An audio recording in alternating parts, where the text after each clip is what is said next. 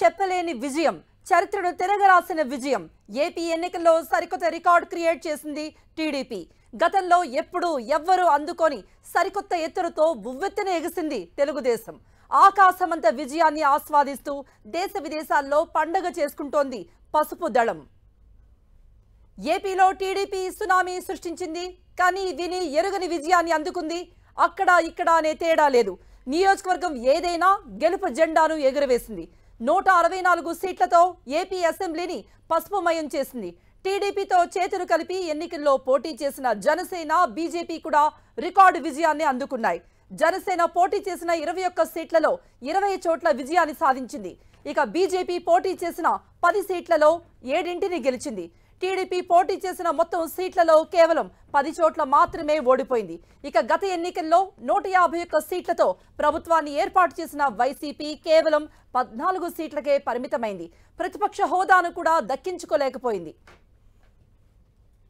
అటు ఉత్తరాంధ్ర, ఇటు రాయలసీమ, మధ్యలో కోస్తా, ఎక్కడ చూసినా సైకిల్ జోరే కనిపించింది. ముఖ్యంగా కూటమి ప్రభావం స్పష్టంగా కనిపించింది. విభజన తర్వాత టీడీపీ అతిపెద్ద విజయాన్ని సాధించింది. 1994 తర్వాత అంతటి ఘన విజయాన్ని మరోసారి రిపీట్ చేసింది తెలుగుదేశం. ఇక జనసేన కూడా తన విజయ దాహాన్ని తీర్చుకుంది. ముఖ్యంగా జనసేనాని పవన్ కళ్యాణ్ విజయం ఆ పార్టీలో ఫుల్ జోష్ నింపింది. అదేవిధంగా బీజేపీ కూడా రికార్డు స్థాయి విజయాన్ని సాధించింది. ఉత్తరాంధ్రలో శ్రీకాకుళం, విజయనగరం, విశాఖ జిల్లాల్లో స్పష్టమైన ఆధిక్యాన్ని ప్రదర్శించింది టీడీపీ. ముఖ్యంగా విజయనగరం జిల్లాను క్లీన్ స్వీప్ చేయడం ప్రత్యేకంగా చెప్పాలి. గత ఎన్నికల్లో ఈ జిల్లాలో ఒక్క చోటు కూడా గెలవని టీడీపీ 5 ఏళ్లు తిరిగేసరికి చరిత్ర తిరగరాసింది. మరోవైపు తొలి నుండి గట్టి పట్టున్న శ్రీకాకుళం, విశాఖపట్నం జిల్లాల్లో తనకు తిరుగు లేదని నిరూపించింది పసుపు దళం. ఇక ఉభయ గోదావరి జిల్లాల్లో వైసీపీ అడ్రస్ గల్లంతు చేసింది. ఉభయ గోదావరి జిల్లాల్లో కూటమిపై ఓట్ల వర్షం కురిసింది. రాజమండ్రి రూరల్ నుండి తొలి విజయాన్ని నమోదు చేశారు సీనియర్ నేత బుచ్చయ్య చౌదరి. దాదాపుగా 61,000 ఓట్ల మెజార్టీని సాధించారు. బుచ్చయ్య చౌదరికి వచ్చిన మెజార్టీ ఓట్లను సైతం దక్కించుకోలేకపోయారు వైసీపీ అభ్యర్థి వేణు. అటు కృష్ణా, గుంటూరు, ప్రకాశం, నెల్లూరు జిల్లాలో కూడా టీడీపీ హవాయే కొనసాగింది.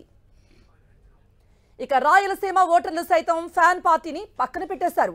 గత ఎన్నికల్లో కేవలం 3 స్థానాలు సాధించిన టీడీపీ ఈ ఎన్నికలలో 43 చోట్ల తిరుగులేని విజయాన్ని అందుకుంది.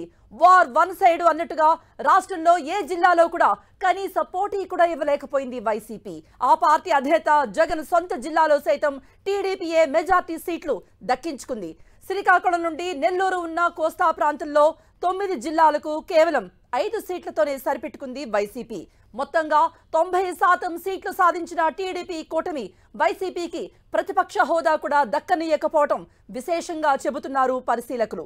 175 స్థానాల ఏపీ అసెంబ్లీలో ప్రతిపక్ష హోదా కావాలంటే 18 సీట్లు అవసరం. కానీ వైసీపీ ప్రతిపక్ష హోదాకు కావలసిన కనీస సంఖ్య 4 సీట్ల దూరంలోనే ఆగిపోయింది. తిరుగులేని విజయంతో ఏపీతో పాటు దేశ విదేశాల్లో టీడీపీ అభిమానులు సంబరాల్లో మునిగిపోయారు. అమరావతిలో టీడీపీ కేంద్ర కార్యాలయంతో పాటు ఉండవల్లి, హైదరాబాద్లో చంద్రబాబు నివాసాల వద్ద కార్యకర్తలు సంబరాలు చేసుకున్నారు. గత ఎన్నికల పరాభవానికి ప్రతీకారం తీర్చుకున్నట్టుగా ఏకపక్ష విజయాన్ని సాధించిన టీడీపీ రాష్ట్రంలో నవశకానికి నాంది పలికేలా విజయ పతాకాన్ని ఎగురవేసింది.